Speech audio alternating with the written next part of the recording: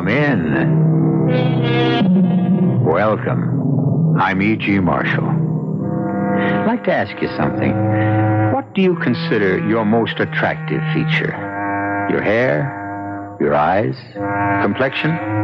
Your figure? Whatever, each of us is abundantly aware, though there are some who would deny it, of his or her most captivating attribute, and make the most of it, though there are some who deny that too. Be all this as it may, we're about to hear of a woman whose most beguiling characteristic was her smile, and because of it, the horrible thing that happened. Yes, I am dying, but I tell you, Ernest, I tell you, you will never be rid of me. Even when I am in my coffin in the family vault, you will never be rid of me. Never, Ernest. Never. I think... Yes, she's gone. Berenice is dead. No. Ernest, don't take on now, don't. Her mouth, those lips bared, her teeth. She is staring at me with her teeth, Anthony. Anthony, in heaven's name, close her mouth. Close her mouth!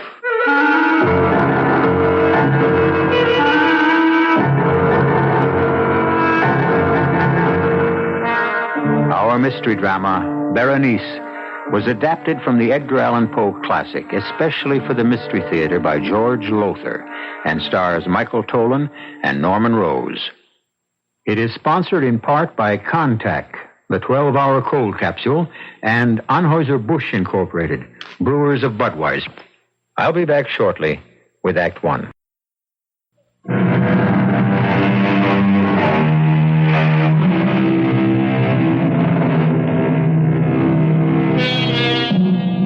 What we call a fixation, an idée fixe, is one of the most extraordinary and mystifying aspects of the human mind. For example, love. Young love, at least, is a fixation. For the lover cannot get the loved one out of his thoughts. He thinks of her night and day, or she of him. And there is, I need scarcely say, no more wondrous person in all the world. What cure can be found for a fixation?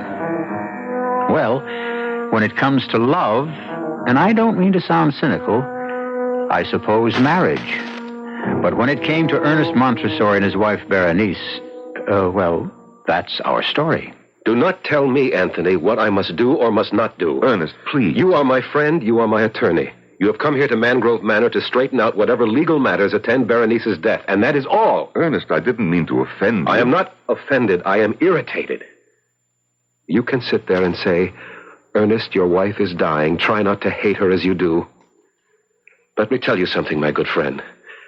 Had you lived 1 month, 1 week, 1 day in this house with Berenice, that shrew, that spitfire, you too would know what hate is. But I don't understand. I was at your wedding a little over a year ago, here at Mangrove, and you were deliriously in love with her.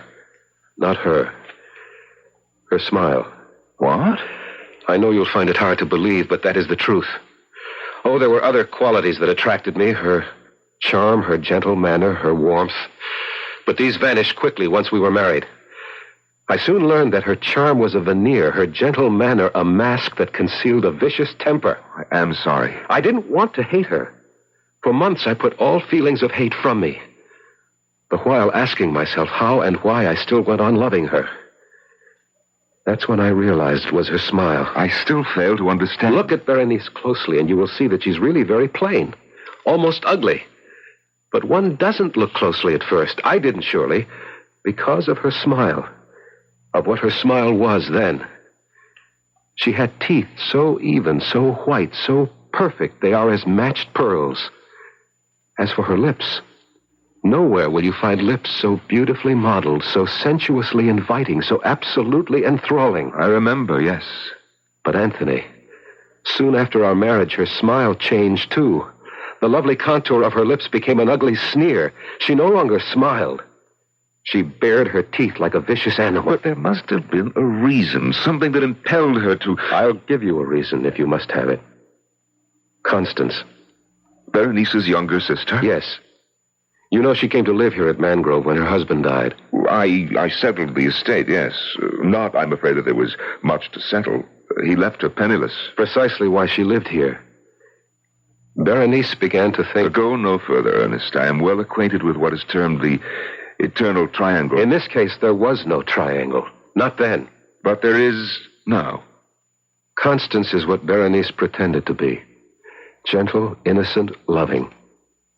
Yes, I have fallen in love with her, and she with me. But you may believe me, as Berenice never has, when I tell you that our love is and has ever been platonic. Neither of us has betrayed Berenice in any way. Yes, come? Oh, Constance, my dear. We were just speaking of you. You remember Anthony Lamb? With pleasure.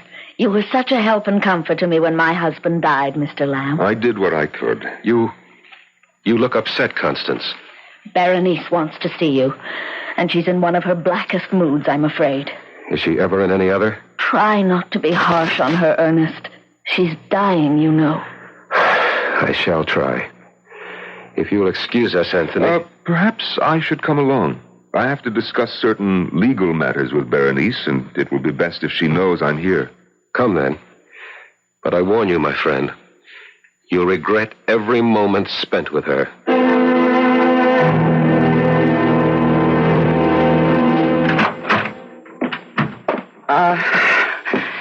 It's you. You wanted to see me, Berenice. You. Not this army you've brought with you. Get out of here, Constance. Of course. And who are you? I've seen you somewhere. I remember you. I'm Anthony Lamb, Berenice. I don't blame you for not recognizing me. It's been over a year. Oh, yes. Yes, I remember you now. Ernest's friend, the pettifogging lawyer, the shyster. Why are you here? Well, now Yes? Ernest asked me to come because... Well, Berenice, I'm told you're quite ill, and at such times it's best To make sure that all will be legally neat and tidy when I'm cold in my coffin. Oh, you put it much... The only way it can be put. I'm dying, and I know I'm dying, and so do you. If you don't, you must be blind. And if you want proof of it, look. Once my smile was the most ravishing smile on earth. Look at it now. Yes, the color leaves your face, Mr. Lawyer.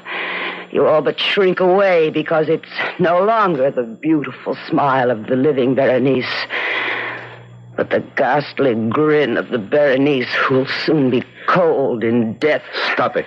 Stop smiling. Dear husband, what is it? You used to tell me my smile captivated you, enslaved you. Can it be that it now repels you? Oh, don't turn away. I won't look at you, not when you smile. Don't look then for all the good it'll do you. You'll remember. Soon I shall be dead. But my smile will never die. It will live on in your brain, Ernest. Wherever you go, whatever you do, it will be with you. No. This smile... this ghoulish grimace, because it was what you married, what you loved, and then came to hate. And you will hate it till the day you die, Ernest. For till that day, awake or asleep, it will haunt you.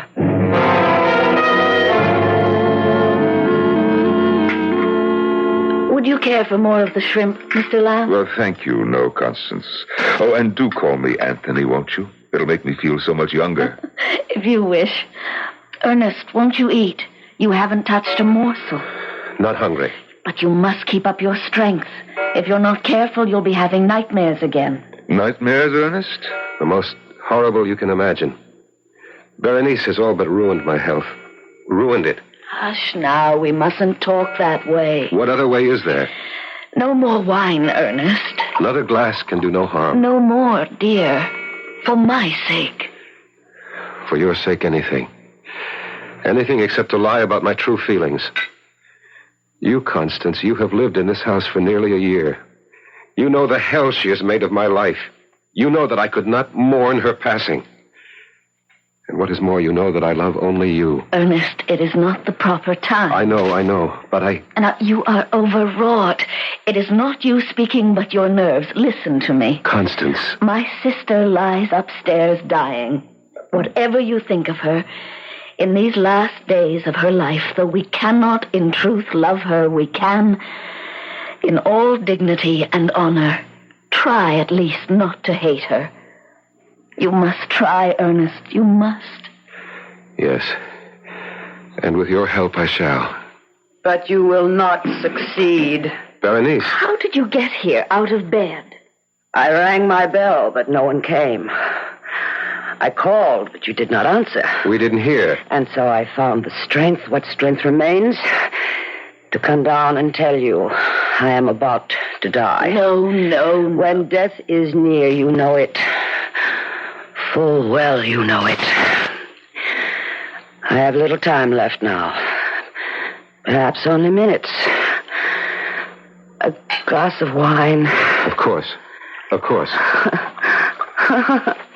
He hurries to assist me, to comfort me, when in his heart he would kill me. No, Berenice, I would not. Liar. Berenice, you hate me. Say it, you hate me. Say it. Here, the glass of wine you asked for. That, your glass of wine. Sniveling, nightmare-ridden fool. I had hoped I'd at last found a man when I married you. You were like all the others. Berenice, let me help you back to your And bed. as for you, did you think I wasn't on to you and your little tricks? Did you think me blind, that I couldn't see what went on between you and my husband? Nothing. Before heaven, I swear that... Liar! I saw, I know. Little Constance. Innocent, saintly little sister, sinking her claws deeper and deeper into the man who was mine. Madam. You address me? Madam, you are ill. Yet there is in you a kind of strength I have recognized before. I say to you, the worst kind of criminal. Go on. I don't know that I can. I have never understood what made these people what they were, but this I know. There are angels on this earth and there are devils. And you, madam, I say it to you, even in your dying moments, you are a devil. I don't blame you for looking at me like that. I spoke on impulse. I'm ashamed. Ashamed? You are the first man who has ever dared to... Berenice. Stay away. Stand back. Don't touch me. Only listen. You will be haunted by the magnet that drew you to me. The weapon with which I ruined your life and will destroy you. My smile, Ernest. My smile. No. Look at me. Sensuous lips bearing milk white, perfectly matched teeth. Look. Here, let me... She's falling across the table. I think... Yes. She's gone. Berenice is dead. No. Ernest, don't. Her mouth. She is staring at me with her teeth. Anthony, in heaven's name, close her mouth. Close her mouth!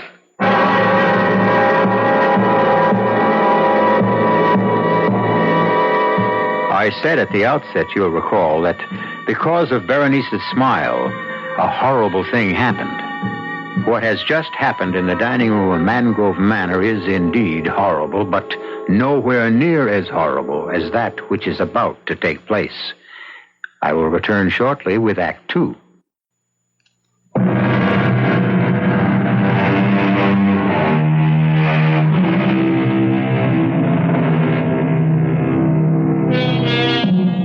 I think it was Sir Winston Churchill who said that when the human brain grabs hold of a thing, a worry, a concern of some sort, an anxiety, it grips that thing as in an iron fist and will not let it go.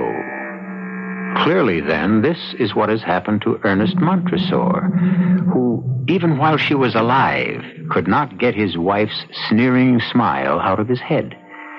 And now that she has been placed in the family vault on the estate near Baton Rouge, Louisiana, well, listen. Ernest. Ernest. Yes, Anthony, what? It's more than half an hour since everyone left. Constance and I are getting chilled to the bone here in the vault. Let's go back to the house. Not till I'm sure the lid of Berenice's casket is nailed tight. But you are sure. It's madness, I know, Anthony. But I have the fear that somehow, in some way, she'll get out of her coffin and haunt me. You're letting your imagination run away with you, Ernest. You're tired, overwrought. My sister is dead. She'll not get out of her coffin. Come now. Ernest. Yes.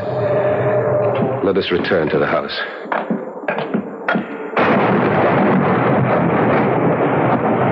I'll close and lock the gate. No, I will. There. She's well nailed down in her coffin.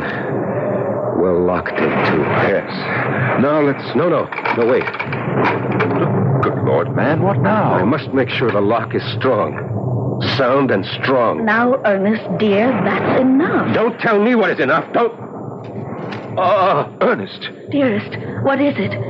Why are you looking at me with such fear? Never, Constance. Never so long as you live, smile at me like that again. You look like Berenice. But, Ernest, My nerves are shaking. I need a drink. Excuse me. He's in trouble, Constance. We'd best catch up with him. But, Anthony... Nothing to worry about, really. You just upset him a little when you smile. But that's the point. What? I didn't smile.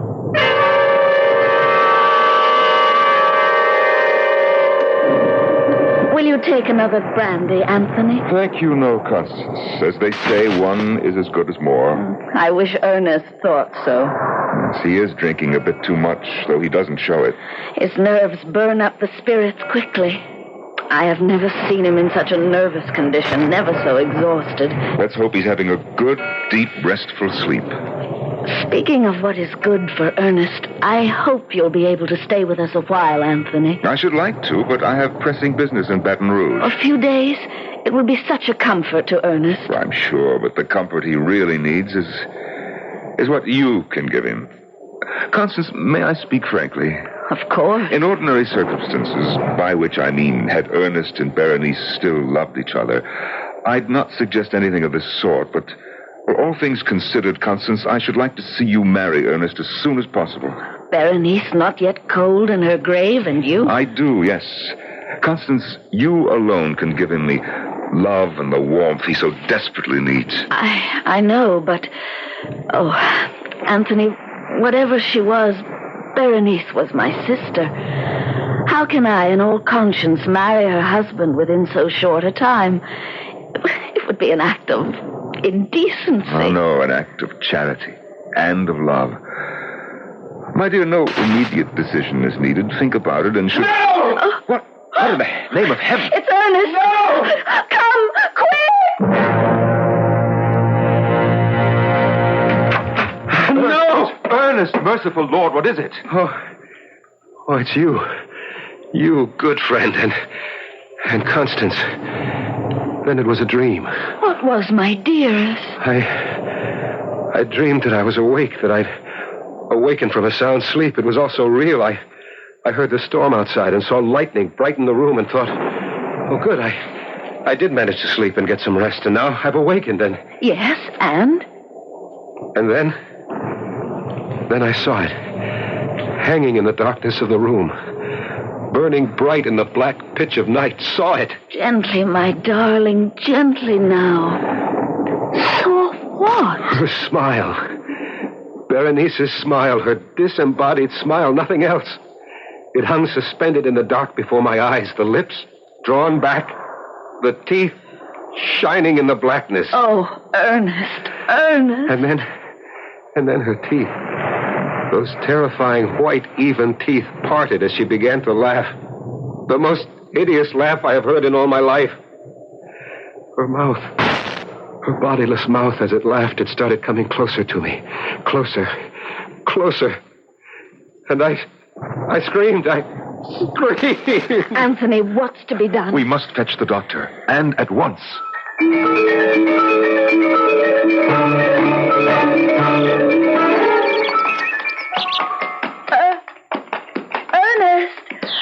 Ernest, stop for a bit. Oh, let's rest. Of course, my dear, of course. Here, let me help you down. Thank you, Ernest. There's a log over there. Shall we sit? I would rather stand and hold you. Oh, you are feeling better. Come, let's sit down. No, wait. Ernest? Please, listen, Constance. Anthony returns to Baton Rouge tomorrow. I had a talk with him this morning. He knows I'm devoted to you and you to me.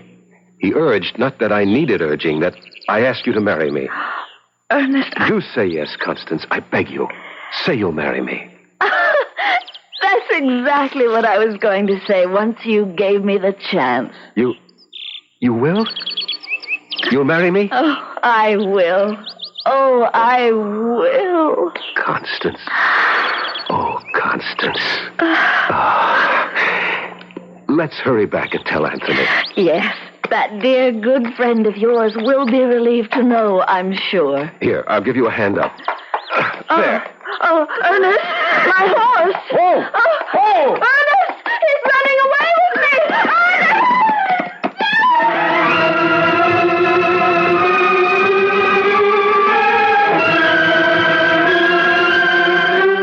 Anthony, I must go up. Patience, good friend. The doctor should be down any moment. But he's been with her for more than an hour. I knew she was seriously injured. I knew it the instant I picked her up. The way you described it, it was a bad fall. The horse, running away, for what reason God alone knows, tried to leap a high fence, failed to make it, and came down rolling on Constance as she lay beneath him. Oh, terrible. But no sense anticipating the worst. Constance may not be seriously hurt at all. Constance is dying. What? She is dying. Oh, come now, Ernest. You carry even your nerves too far. There's something I didn't tell you. When I got to Constance, she was unconscious. I knelt beside her, got my arms under her, raised her, and stood up. I began to carry her to the house. A long distance. I'm not very strong. I tire easily. And so after a short time, I stopped for breath and looked at her. Looked into her face, Anthony. Yes? Her eyes were open, and she was smiling. The lips pulled back, the teeth showing. For an instant, she looked like Berenice. For that instant, she was Berenice.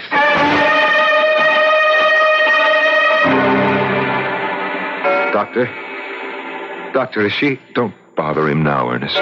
But I can bear no more of this waiting, this interminable waiting. Look at her. So deathly white, scarcely breathing, if at all.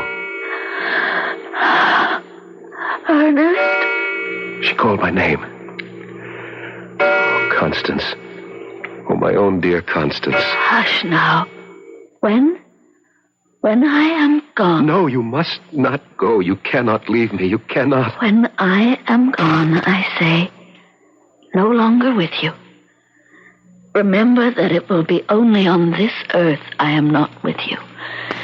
In spirit, I shall be beside you always. You are not going to die. You will be at my side, alive and beautiful, and my own dear adored wife. No, that is not to be. Berenice has seen to that. Berenice? She was there. Just before my horse leaped the fence, I did not fancy it. She was there. She stood on the other side of the fence, smiling.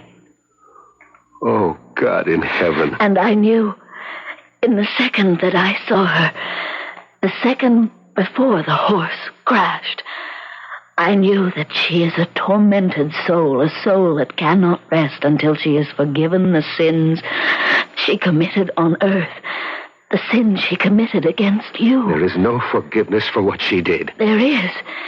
It is in your heart, my darling, if you will only search for it and find it. You are asking me to forgive her? Yes. Never. I could never. You must. You must. For my sake. Will you try? That is all I ask before I leave you, my dearest.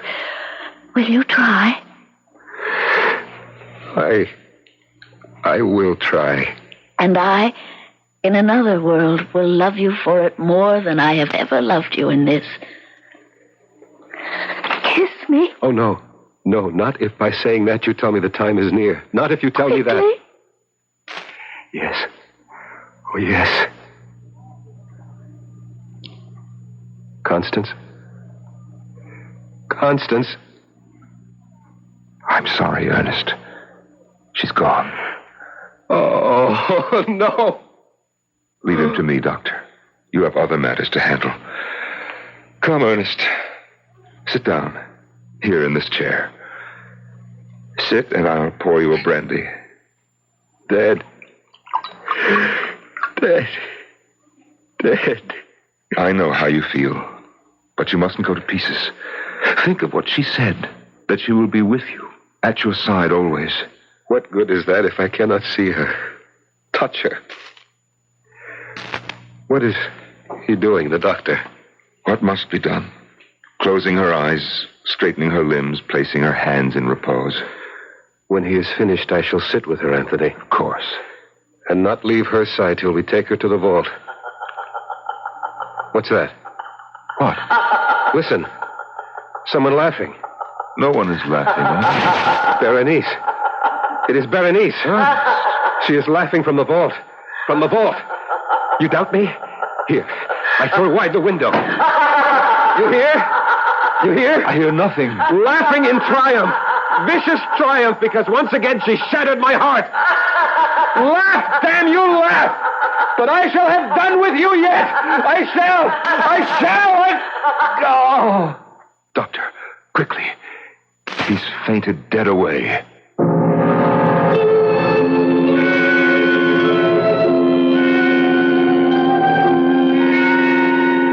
So, in fevered imagination, in the sickened mental state brought on by unbearable grief, Ernest fancies he hears the hideous laughter of Berenice, pursuing him, haunting him, driving him mad in death as she did in life. Or is it fancy? We'll know more about that when I return for Act 3.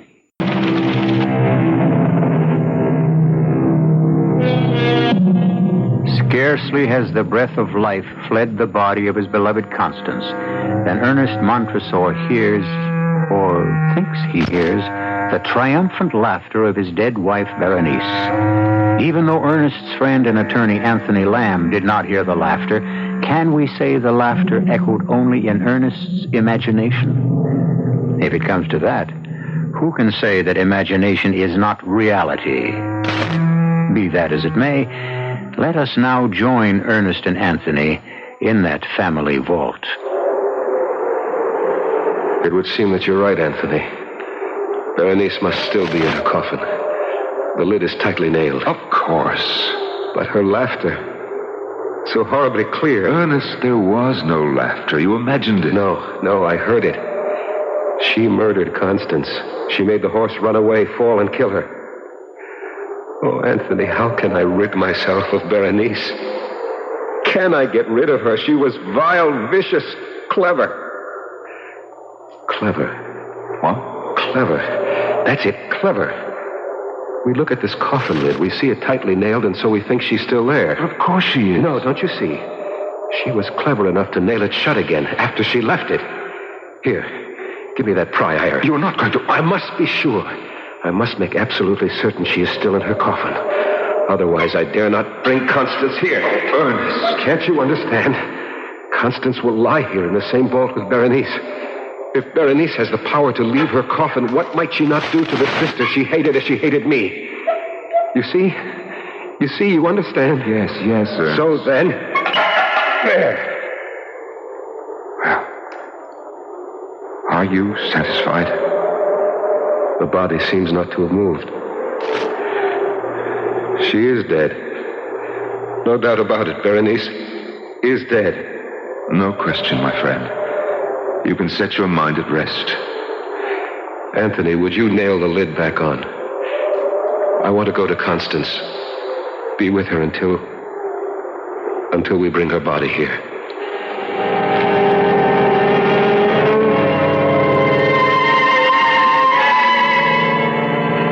Ernest. Yes, Anthony? Ernest, it's 2 o'clock in the morning. Not for her. Not for Constance. For Constance, there is no time now. Ernest, please go to bed. To bed? To dream? Once again to ride a nightmare? I asked the doctor to give me a sedative for you. Now, if you'll take it... It will do no good. More harm than good. I've taken them before, and I cannot leave Constance alone. Not to the awful loneliness of death. I will stay with her. No.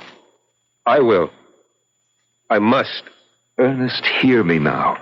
You will drive yourself mad if you go on like this. As your friend, What? You heard it? I am not hearing things. That sigh. It was Constance. And look, Ernest, look. Color. Her cheeks. Color coming into her cheeks. Pulse. How do you feel for a pulse? Now, let me... Yes? Yes? There is no pulse. And yet, a faint warmth. Her wrist beneath my hand feels... Ernest, I tell you, there is warmth. Alive. She is alive. Oh, God, in your merciful goodness, I thank you. Thank you. And while you're thanking God, I'll fetch the doctor.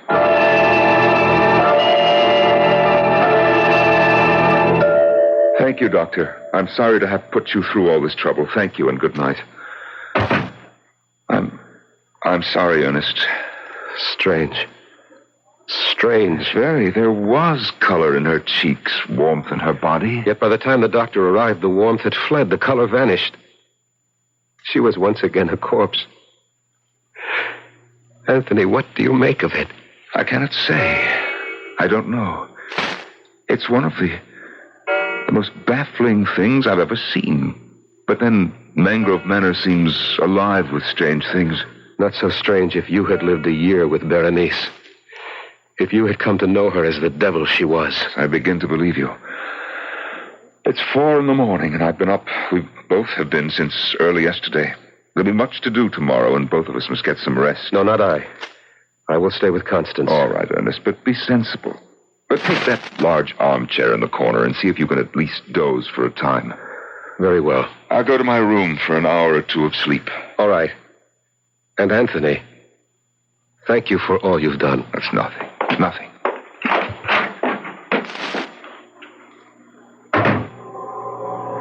Constance. My lovely Constance. I'll not leave you. I shall be there in that chair across the room. In this chair, Constance, still very near you.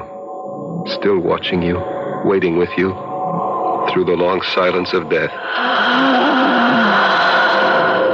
Again? It was you? Again? You are sitting up. You are leaving the bed and coming toward me. You are not dead. You live. Oh, let me see your face. I cannot see it. The shadows and burial shroud hiding it from me. Take the burial shroud from your face. Let me see you. Constance, beloved, let me see you. Why do you laugh, my darling? Why? Is it happiness at finding yourself alive? Is it joy in knowing you're not dead after all? Here, let me take away the shroud. There. What? The lips. What? The teeth. Berenice. You are Berenice in Constance's body.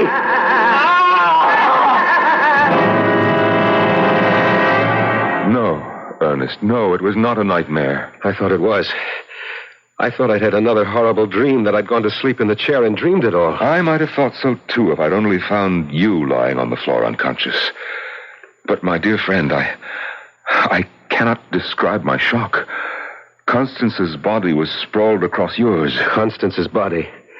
But Berenice's spirit. Don't think about it. Put it out of your head. Impossible. It is etched in acid in my memory. I shall see it in every moment of my life, waking or sleeping. The lips curled back in that fearful sneer. The teeth. The terrifying teeth. If only I could blot them from my mind, but I can't. Perhaps you can. Perhaps there is a way. What? If, as you think, Berenice is using Constance's body to haunt you, torment you... She is. Then all we need do is what we must do in any case. Bury Constance in the vault. But of course, I sicken at the thought of placing my own dear, lovely Constance in that cold, moldy chamber. And yet it must be done. And with her body locked within the vault, Berenice will be unable to haunt me. But I must leave, Ernest. I have stayed as long as I can, far longer than I anticipated, and I do have other business, pressing business in Baton Rouge. The thought of being alone in this huge and empty house, is there no way to persuade you? I'm sorry, Ernest, but there isn't.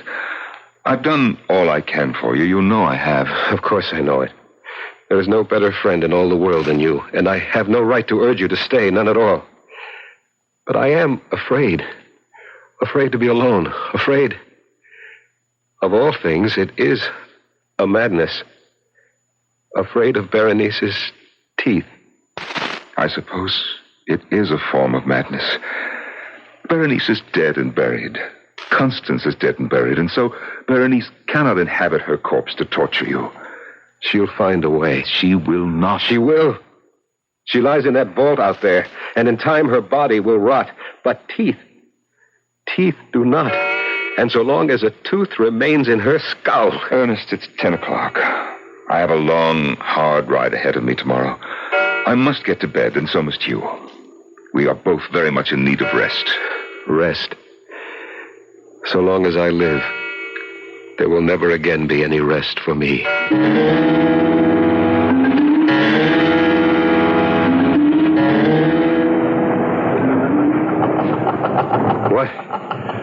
What? Berenice, that laugh. Did I hear it or only dream? Open the window and listen. Nothing. A dream, another nightmare. To bed, Ernest, too.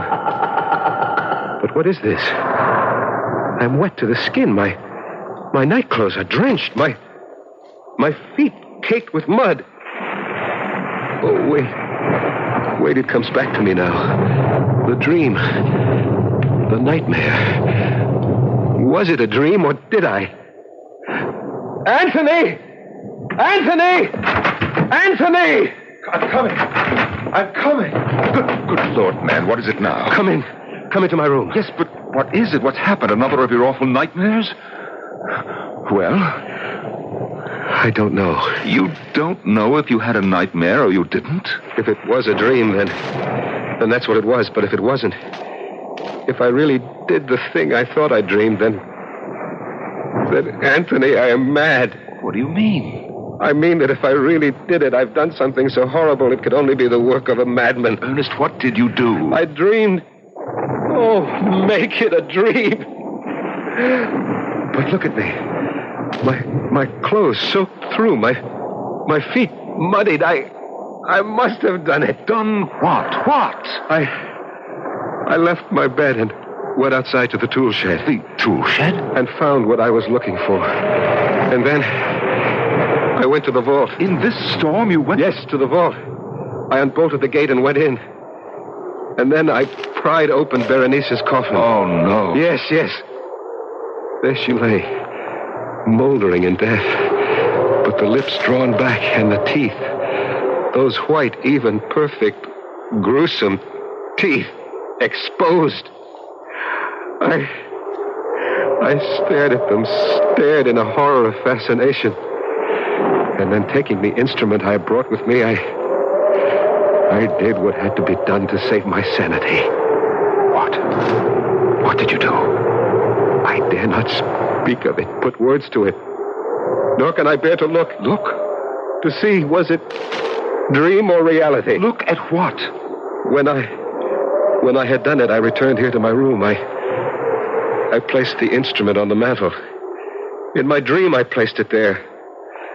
And though it must be a dream, please, go to the mantel. See if the instrument is there. Very well, Ernest. I see nothing here but a pair of pliers. Oh! This is the instrument you used in your dream? No dream. No dream. Can't you understand that now? No dream. The pliers are there. I did it. May a merciful God forgive a madman. I did it. The table. My bedside table. Look there now. Look.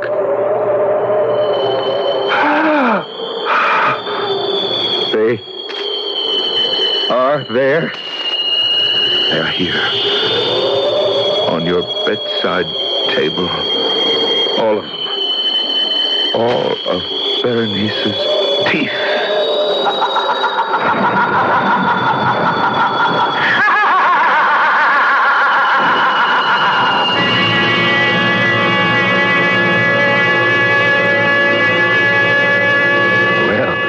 A toothsome tale, was it not?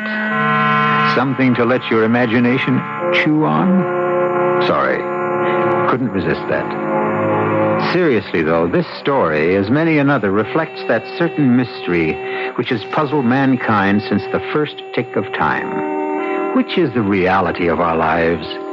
Which the dream? You got me. I'll be back shortly.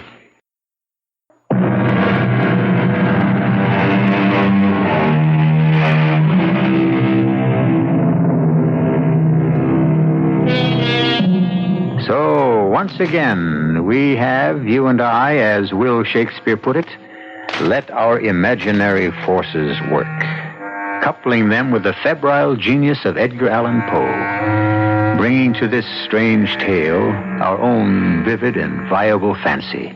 An exercise very much worthwhile, good friends, for a lively and disciplined imagination can make our mundane lives a heaven on earth, or a hell. Our cast included Norman Rose, Michael Tolan, Joan Lovejoy, and Roberta Maxwell. The entire production was under the direction of Hyman Brown. And now, a preview of our next tale. Nils, where is that coffee? Here's my wife with it now, madame. Magna, let me help you with the tray. I don't intend to skip anything. If you're implying that I've been up to anything... Look, you little... Now stop it, the two of you. Will you just tell your girlfriend... You watch your tongue. Flossie isn't my girlfriend. She's my fiancée. What's more... What the devil? Sorry, sir. I'm very sorry. My wife, the tray slipped from her... Magda! Look out, she's collapsing. Magda! Oh, my dearest. Let me give you a hand with her, Nils. No, sir, stand back. But, Nils... No, get back, sir, get back. Don't come near her. Can't you see? See what? Her face. She's sweating blood. Yes, I'm afraid she has the red plague. It's worse than that. She's brought it here. Radio Mystery Theater was sponsored in part by Buick Motor Division. This is E.G. Marshall inviting you to return to our Mystery Theater for another adventure in the macabre. Until next time, pleasant dreams.